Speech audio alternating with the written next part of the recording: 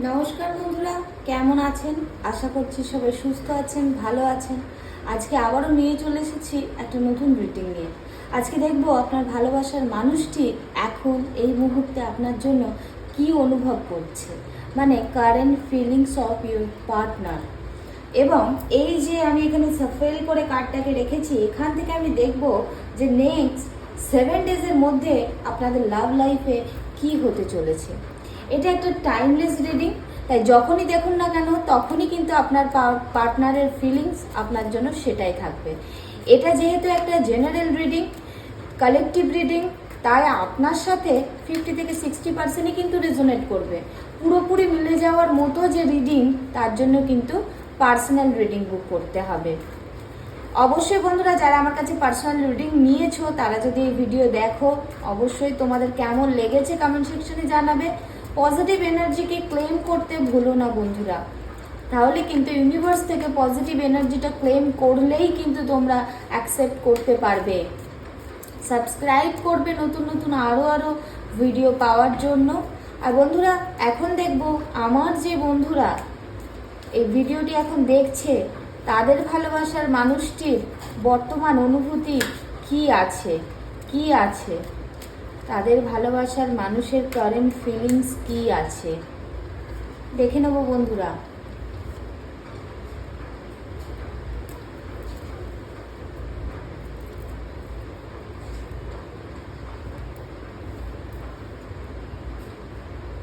এই তো গন্ডগোলের ব্যাপার বন্ধুরা। আপনার ভালোবাসার মানুষটি তো মানে খুবই প্রেশারের মধ্যে আছে। সেই প্রেশারটা এটাই যে তার কাছে কিন্তু আপনি ছাড়াও আরো অনেক অপশন আছে, তার কাছে কিন্তু প্রচুর অপশন আছে, এবং সেখান থেকে তিনি বুঝে উঠতে পারছেন না যে কার দিক থেকে সে শুরুটা করবে, কার দিকে সে এগিয়ে যাবে। এই মানুষটি কিন্তু কিছুটা মানে মানসিক কষ্টের মধ্যেও আছে, এবং আমার তো মনে হচ্ছে ম্যাক্সিমাম মানুষের ক্ষেত্রে এই সম্পর্কটা শেষই হয়ে গেছে প্রায়, কিন্তু এখনো কোথাও যেন মনের কোণেতে সে ভালোবাসার মানুষটি তোমার মনেতে ছাপ ফেলে রেখে দিয়েছে।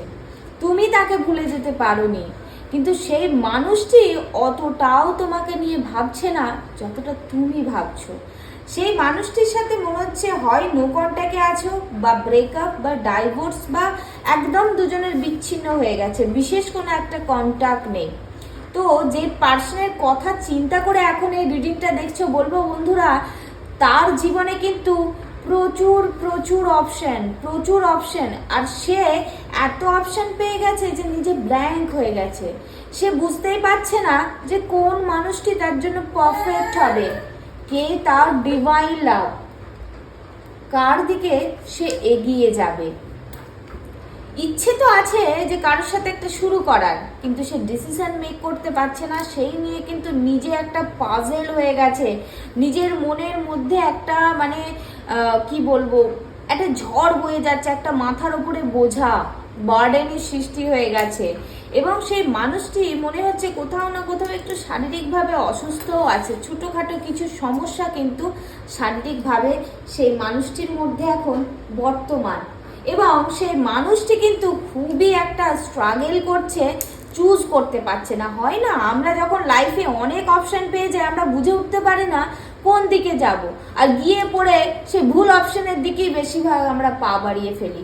আমার তো মনে হচ্ছে এই মানুষটি তাই করবে। তবে কিছু তো বন্ধুরা, যেসব মানুষগুলি নো কন্ট্যাক্টে আছে, হঠাৎ করে তাদের সাথে কিন্তু একটা কানেকশন তৈরি হতে পারে। বন্ধুরা, এটা তো মনে হচ্ছে ম্যাক্সিমাম ক্ষেত্রে সম্পর্কটা কিন্তু একদমই শেষ, সেখানে কোনো বিশেষ একটা আশা নেই। এবং এই যে মানুষটির জীবনে এত অপশন, সেটা কিন্তু সে কিছুটা লুকিয়ে যাচ্ছে। সে কিন্তু মানে জানাচ্ছেও না যে তার কাছে এত অপশন আছে, সে লুকিয়ে চুরিয়ে কারো একজনের দিকে আগাতে চাইছে। কিন্তু তোমার দিকেই যে ভালোবাসার হাতটা আগিয়ে আসছে বন্ধুরা, বলবো না। তবে হ্যাঁ, কিছু মানুষের ক্ষেত্রে কিন্তু নতুন মানুষ আসতে চলেছে বন্ধুরা, নতুন কোনো মানুষ আসতে চলেছে। এবং অল্প কিছু মানুষের জন্য কিন্তু রিইউনিয়ন দেখা যাচ্ছে, অল্প কিছু মানুষের জীবনে সে আগের ভালোবাসাটা ফিরে আসার কথা দেখা যাচ্ছে। সেটা কিন্তু খুবই কম, ম্যাক্সিমাম ক্ষেত্রে কিন্তু এই সম্পর্কে আর কিছু বেঁচে নেই। এই সম্পর্কটা কিন্তু পুরোপুরি একদমই শেষ হয়ে গেছে বন্ধুরা। এখান থেকে কিন্তু বিশেষ একটা আশা না রাখাটাই আপনার জন্য ভালো হবে বলে আমার মনে হয়। তো বন্ধুরা, সে তার মনের কারেন্ট ফিলিংসে আপনার জন্য বিশেষ কিছু নেই, তাই মন খারাপ করার কিছু নেই। ঈশ্বর অবশ্যই নতুন ভালোবাসা, নতুন অপরচুনিটি, নতুন অনেক কিছু গ্রোথ তোমাদের জীবনে নিয়ে আসতে চলেছে। তাই বন্ধুরা, একটু পেশেন্স রাখো, ইউনিভার্সের প্রতি ভরসা রাখো, ইউনিভার্সের কাছে থ্যাঙ্কফুল হও যে তোমাদের জীবনে নতুন জিনিস আনার জন্য, তাকে থ্যাংক ইউ জানাও এবং অবশ্যই পজিটিভ এনার্জিকে ক্লেম করো বন্ধুরা।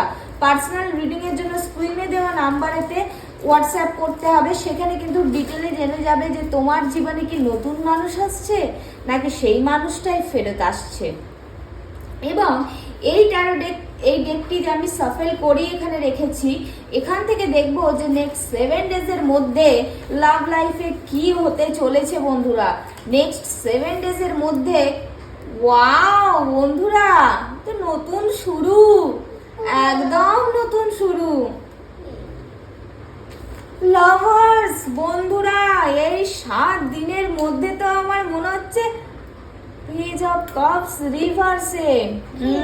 বন্ধুরা, নতুন কোনো ভালোবাসা তো 100 বার আসছে বন্ধুরা, নতুন কোনো ভালোবাসা তো আসছেই আসছে, একদম আসছে।